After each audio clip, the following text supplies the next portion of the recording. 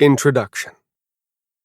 In 2004, a top business school in England sent out a press release with the headline, "Entrepreneurs 5 times more likely to suffer from dyslexia."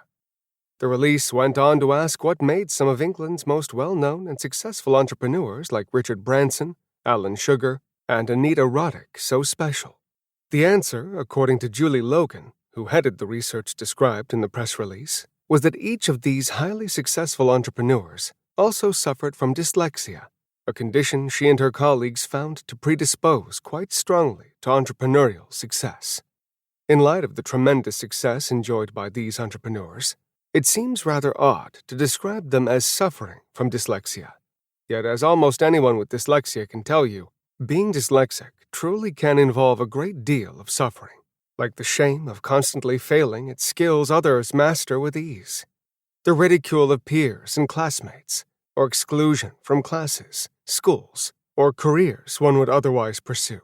Yet it is equally clear when we look closely at individuals with dyslexia, when we see how they think and what they can do, and the often remarkable persons they become, that in many respects, suffering from dyslexia is suffering of a most unusual kind. This book isn't about dyslexia.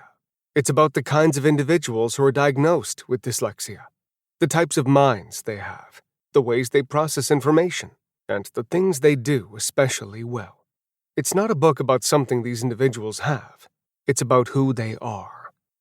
Most books on dyslexia focus on problems with reading and spelling. While these problems are extremely important, they are not the only or even the most important things that distinguish dyslexic from non-dyslexic minds. In this book, we will focus primarily on these additional differences, which we believe hold the key to understanding what dyslexia and dyslexic minds are really all about. As experts in neuroscience and learning disabilities, we've had the privilege of working with thousands of dyslexic individuals and their families. In the process, we found that these individuals tend to share a broad range of important cognitive features. Some of these features are learning or processing challenges, like difficulties with reading, spelling, rote math, working memory, or visual and auditory function. However, others are important strengths, abilities, and talents. We call these abilities the Dyslexic Advantage. While these features differ somewhat from person to person, they also form recognizable patterns. Just like the different musical works of Mozart are distinguishable from one another, yet recognizably the work of the same composer. Traditionally, attempts to understand dyslexia have focused almost entirely on problems with reading, spelling, and other academic skills. As a result, little attention has been paid to the things individuals with dyslexia do especially well, particularly once they've become adults. In our opinion, this is a grave mistake.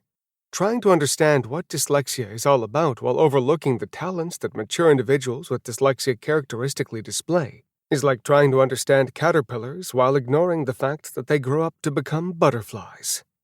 As we'll demonstrate in this book, the brains of dyslexic individuals aren't defective. They're simply different.